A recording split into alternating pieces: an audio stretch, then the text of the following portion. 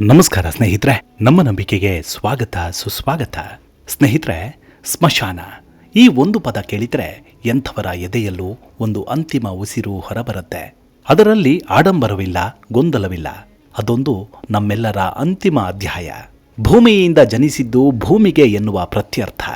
ಸ್ಮಶಾನ ಎಂದರೆ ಮೃತದೇಹಗಳನ್ನು ದಫನ ಮಾಡುವ ಸ್ಥಳ, ಜೀವನದ ನಿತ್ಯತೆಯನ್ನ ನೆನಪಿಸುವ ಪವಿತ್ರ ಸ್ಥಳವೆಂದು ಪರಿಗಣಿಸ್ತೇವೆ.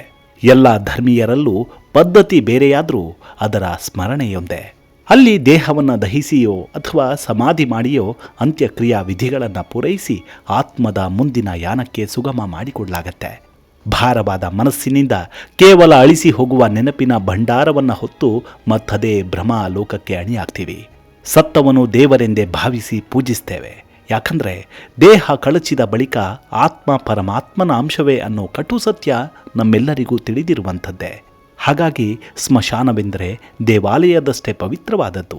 ಅಲ್ಲಿ ಸುಳ್ಳಿಲ್ಲ, ಮೋಸವಿಲ್ಲ, ಯಾರ ಹಂಗಿಲ್ಲ, ಕೇವಲ ನೀರವ ಮೌನವಷ್ಟೇ.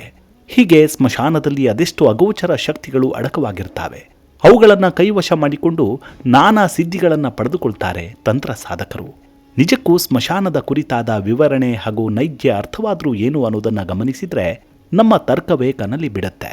ಬನ್ನಿ, ಹಾಗಿದ್ರೆ ಇಂದಿನ ಸಂಚಿಕೆಯಲ್ಲಿ ಸ್ಮಶಾನದ ಕುರಿತಾದ ಕುತೂಹಲಕರ ವಿಚಾರಗಳನ್ನು ತಿಳಿತಾ ಹೋಗೋಣ. ಅದಕ್ಕೂ ಮುನ್ನ ನಮ್ಮ ನಂಬಿಕೆಗೆ ನಿಮ್ಮ ಬೆಂಬಲವಿರಲಿ. ಎಲ್ಲ ವಿಧದ ತ್ವಚೆಯ ಸಮಸ್ಯೆಗಳಿಗೆ ಧೀಮಹಿ ಪ್ರಾಡಕ್ಟ್ ರಾಮಬಾಣದಂತೆ ಕೆಲಸ ಮಾಡುತ್ತೆ. ಕೇವಲ 3 ದಿನದಲ್ಲೇ ವ್ಯತ್ಯಾಸ ನೋಡ್ತೀರಾ. ಯಾವುದೇ ಅಡ್ಡ ಪರಿಣಾಮಗಳಿಲ್ಲ. ಕೆಮಿಕಲ್ ರಹಿತವಾದ 16 ನೈಸರ್ಗಿಕ ಪದಾರ್ಥಗಳ ಮಿಶ್ರಣದಿಂದ ತಯಾರಾದ 100% ಆರ್ಗ್ಯಾನಿಕ್ ಧೀಮಹಿ ಪ್ರಾಡಕ್ಟ್. ಹೆಚ್ಚಿನ ಮಾಹಿತಿಗಾಗಿ ಕೆಳಕಂಡ ದೂರವಾಣಿಗೆ ಸಂಪರ್ಕಿಸಿ. ಸ್ನೇಹಿತರೆ, ಸ್ಮಶಾನವೆಂದರೆ ನಮ್ಮ ಸನಾತನ ಪರಂಪರೆಯಲ್ಲಿ ಸಾಮಾನ್ಯವಾಗಿ ಕಾಳರಾತ್ರಿ ಅಥವಾ ಕಾಳಿ ಮತ್ತು ಭೈರವನ ವಾಸಸ್ಥಾನ ಎಂದು ಪರಿಗಣಿಸ್ತೇವೆ. ಈ ಪುಣ್ಯ ಸ್ಥಳವೇ ತಾಂತ್ರಿಕರ ಅಚ್ಚುಮೆಚ್ಚಿನ ತಾಣ. ಸ್ಮಶಾನ ತಾಂತ್ರಿಕ ಸಾಧನೆ ಎಂದರೆ ತಂತ್ರಶಾಸ್ತ್ರದಲ್ಲಿ ಸ್ಮಶಾನವನ್ನು ಆಧ್ಯಾತ್ಮಿಕ ಸಾಧನೆಗೆ ಬಳಸುವ ಒಂದು ಗೂಢವಾದ ವಿಧಾನ. ಇದು ಮುಖ್ಯವಾಗಿ ಕೆಲವು ತಾಂತ್ರಿಕ ಪರಂಪರೆಗಳಲ್ಲಿ ಕಾಣಸಿಗುತ್ತೆ.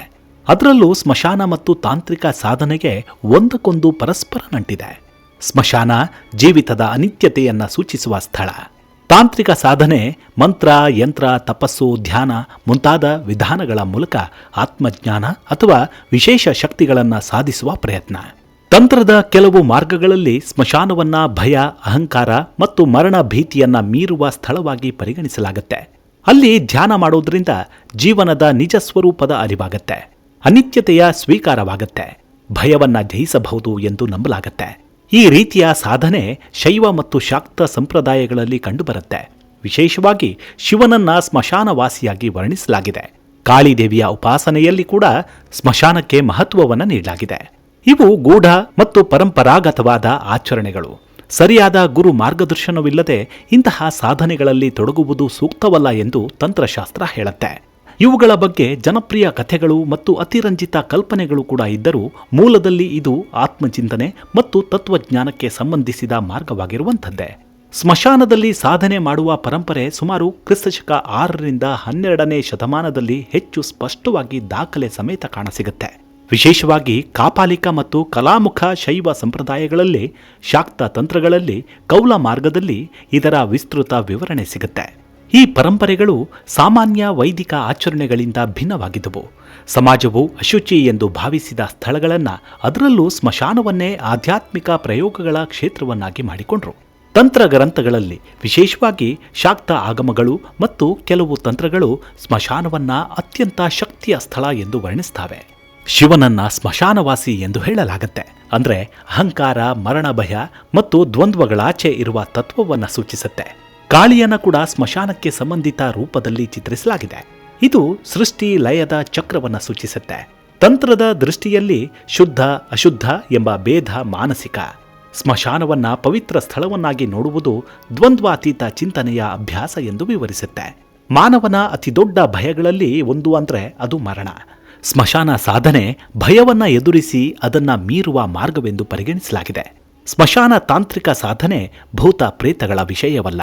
ಅದು ಜೀವನ ಮರಣದ ನಿಜ ಸ್ವರೂಪವನ್ನ ನೇರವಾಗಿ ಅನುಭವಿಸುವ ತತ್ವ ಮಾರ್ಗ. ಧಾರ್ಮಿಕವಾಗಿ ಸ್ಮಶಾನ ತಾಂತ್ರಿಕ ಸಾಧನೆ ತಂತ್ರ ಸಂಪ್ರದಾಯಗಳಲ್ಲಿ ಒಂದು ಗೂಢ ಮತ್ತು ಆಂತರಿಕ ಮಾರ್ಗವಾಗಿ ಪರಿಗಣಿಸಲಾಗುತ್ತೆ. ಇದು ಸಾಮಾನ್ಯ ಪೂಜೆ ಪದ್ಧತಿಯಿಂದ ಭಿನ್ನವಾಗಿದ್ದು ಆಳವಾದ ಆತ್ಮ ಸಾಧನೆಗೆ ಸಂಬಂಧಿಸಿದೆ.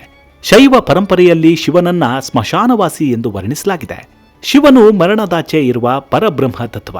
ಸ್ಮಶಾನವು ಅಹಂಕಾರ ಮತ್ತು ದೇಹಾಭಿಮಾನ ನಾಶವಾಗುವ ಸ್ಥಳ. ಶಿವನ ಧ್ಯಾನವು ಅನಿತ್ಯತೆಯ ಅರಿವಿಗೆ ದಾರಿ ಮಾಡುತ್ತೆ ಎನ್ನುತ್ತೆ. ಕೆಲವು ಆಗಮಗಳು ಮತ್ತು ತಂತ್ರಗಳಲ್ಲಿ ಸ್ಮಶಾನ ಧ್ಯಾನವನ್ನ ವೈರಾಗ್ಯ ಸಾಧನೆ ಎಂದು ಹೇಳಲಾಗಿದೆ. ಶಾಕ್ತ ಪರಂಪರೆಯಲ್ಲಿ ಕಾಳಿ ದೇವಿಯನ್ನ ಸ್ಮಶಾನದಲ್ಲಿರುವ ರೂಪದಲ್ಲಿ ಚಿತ್ರಿಸಲಾಗುತ್ತೆ. ಇದರ ಧಾರ್ಮಿಕ ಅರ್ಥ ಕಾಳಿ ಅಂದರೆ ಕಾಲ ಅಥವಾ ಸಮಯ ಮತ್ತು ಲಯದ ಸಂಕೇತ. ಸ್ಮಶಾನವು ಸೃಷ್ಟಿ ಸ್ಥಿತಿ ಲಯ ಚಕ್ರದ ಅಂತಿಮ ಹಂತ. ಭಕ್ತನು ಮರಣ ಭಯವನ್ನ ಮೀರಿ ದೇವಿಯ ಕೃಪೆಯನ್ನು ಅನುಭವಿಸುವುದು. ಶಾಕ್ತ ತಂತ್ರಗಳಲ್ಲಿ ಸ್ಮಶಾನವು ಶಕ್ತಿ ಕ್ಷೇತ್ರ ಎಂದು ಪರಿಗಣಿಸಲಾಗುತ್ತೆ. ಸ್ಮಶಾನದಲ್ಲಿ ಅಗೋಚರ ಶಕ್ತಿಗಳು ಇರುತ್ತವೆ ಅನ್ನೋದಕ್ಕೆ ವೈಜ್ಞಾನಿಕ ಸಾಕ್ಷ್ಯಗಳಿಲ್ಲ. ಆದರೆ ಅಲ್ಲಿ ಅನುಭವಿಸುವ ಭಯ ಅಥವಾ ವಿಚಿತ್ರ ಭಾವನೆಗಳು ಅದನ್ನು ಪುಷ್ಟೀಕರಿಸ್ತವೆ. ಅದುವೇ ಮೌನ ಮತ್ತು ಕತ್ತಲೆ. ಅದರಿಂದುಂಟಾಗುವ ಮನಸ್ಸಿನ ಕಲ್ಪನೆ, ಅದರ ಜೊತೆಗೆ ಮರಣದ ನೆನಪು. ಹೀಗೆ ಮನಸ್ಸು ಮಾಯೆಯನ್ನು ಸೃಷ್ಟಿಸುತ್ತೆ. ಎಲ್ಲ ವಿಧದ ತ್ವಚೆಯ ಸಮಸ್ಯೆಗಳಿಗೆ ಧೀಮಹಿ ಪ್ರಾಡಕ್ಟ್ ರಾಮಬಾಣದಂತೆ ಕೆಲಸ ಮಾಡುತ್ತೆ. ಕೇವಲ 3 ದಿನದಲ್ಲೇ ವ್ಯತ್ಯಾಸ ನೋಡ್ತೀರಾ. ಯಾವುದೇ ಅಡ್ಡ ಪರಿಣಾಮಗಳಿಲ್ಲ. ಕೆಮಿಕಲ್ ರಹಿತವಾದ 16 ನೈಸರ್ಗಿಕ ಪದಾರ್ಥಗಳ ಮಿಶ್ರಣದಿಂದ ತಯಾರಾದ 100% ಆರ್ಗ್ಯಾನಿಕ್ ಧೀಮಹಿ ಪ್ರಾಡಕ್ಟ್. ಹೆಚ್ಚಿನ ಮಾಹಿತಿಗಾಗಿ ಕೆಳಕಂಡ ದೂರವಾಣಿಗೆ ಸಂಪರ್ಕಿಸಿ. ಸ್ಮಶಾನದಲ್ಲಿ ಕಾಣುವ ಅಥವಾ ಅನುಭವಿಸುವ ಕೆಲವು ವಿಚಿತ್ರ ಘಟನೆಗಳಿಗೆ ಸಹಜ ಕಾರಣಗಳಿವೆ. ಅವುಗಳಲ್ಲಿ ಮೊದಲನೆಯದು ಗಾಳಿ ಮತ್ತು ಧ್ವನಿ. ಮರಗಳ ನಡುವೆ ಗಾಳಿ ಹಾದು ಹೋಗುವ ಶಬ್ದಗಳು ವಿಚಿತ್ರವಾಗಿ ಕೇಳಬಹುದು. ನಂತರದ್ದು ಬೆಳಕು ಮತ್ತು ನೆರಳು. ಕಡಿಮೆ ಬೆಳಕಿನಲ್ಲಿ ನೆರಳುಗಳು ಚಲಿಸುತ್ತಿರುವಂತೆ ಕಾಣಬಹುದು. ನಂತರದ್ದು ಜೈವಿಕ ಪ್ರಕ್ರಿಯೆಗಳು. ದೇಹ ಕೊಳೆಯುವಿಕೆಯಿಂದ ಕೆಲವು ಅನಿಲಗಳು ಉಂಟಾಗುತ್ತವೆ. ಉದಾಹರಣೆಗೆ ಮೀಥೇನ್. ಇವು ಕೆಲವೊಮ್ಮೆ ಹೊಳಪು ಅಥವಾ ವಾಸನೆಯ ಅನುಭವಕ್ಕೆ ಕಾರಣವಾಗಬಹುದು. ಮನೋವೈಜ್ಞಾನಿಕ ಕಾರಣವೆಂದರೆ ಮರಣದ ಬಗ್ಗೆ ಮಾನವನಿಗೆ ಸಹಜ ಭಯ ಇರೋದು. ಕತ್ತಲೆ ಮತ್ತು ಮೌನ ಮನಸ್ಸಿನಲ್ಲಿ ಕಲ್ಪನೆಗಳನ್ನು ಹೆಚ್ಚಿಸುತ್ತೆ. ಇಲ್ಲಿ ಭೂತಗಳಿವೆ ಎಂಬ ಪೂರ್ವ ನಂಬಿಕೆ ಇದ್ದರೆ ಮೆದುಳು ಸಾಮಾನ್ಯ ಘಟನೆಗಳನ್ನು ಕೂಡ ಅಸಾಮಾನ್ಯವಾಗಿ ಅರ್ಥೈಸಬಹುದು. ಇದನ್ನ ಸಗೆಷನ್ ಎಫೆಕ್ಟ್ ಅಥವಾ ಪ್ಲೇಸ್ಬೋ ನೋಸ್ಬೋ ಎಫೆಕ್ಟ್ ಎಂದು ಕರೆಯಲಾಗುತ್ತೆ. ಸ್ಮಶಾನವು ಭೌತಿಕವಾಗಿ ಇತರ ಸ್ಥಳಗಳಂತೆ ಸಹಜ ಪರಿಸರವೇ. ಆದರೆ ಅಲ್ಲಿ ಅನುಭವಿಸುವ ಅಗೋಚರ ಶಕ್ತಿ ಎನ್ನುವುದು ಹೆಚ್ಚಾಗಿ ಮನಸ್ಸಿನ ಪ್ರಭಾವ ಮತ್ತು ಪರಿಸರದ ಪರಿಣಾಮದಿಂದ ಉಂಟಾಗುವ ಭ್ರಮಾತೀತ ಕಲ್ಪನೆಗಳು ವಾಸ್ತವತೆಯನ್ನು ಸೃಷ್ಟಿಸುತ್ತವೆ. ಭಯದ ಸಂದರ್ಭಗಳಲ್ಲಿ ದೇಹದ ಸ್ವಾಭಾವಿಕ ಪ್ರಕ್ರಿಯೆ ಅಂದರೆ ಅಡ್ರೆನಲಿನ್ ಬಿಡುಗಡೆ ಮಾಡುತ್ತೆ. ಚರ್ಮದ ಕೂದಲು ನಿಲ್ಲುವ ಅನುಭವ, ತಣ್ಣನೆ ವಾತಾವರಣವಿದ್ದಂತೆ ಭಾಸವಾಗತ್ತೆ.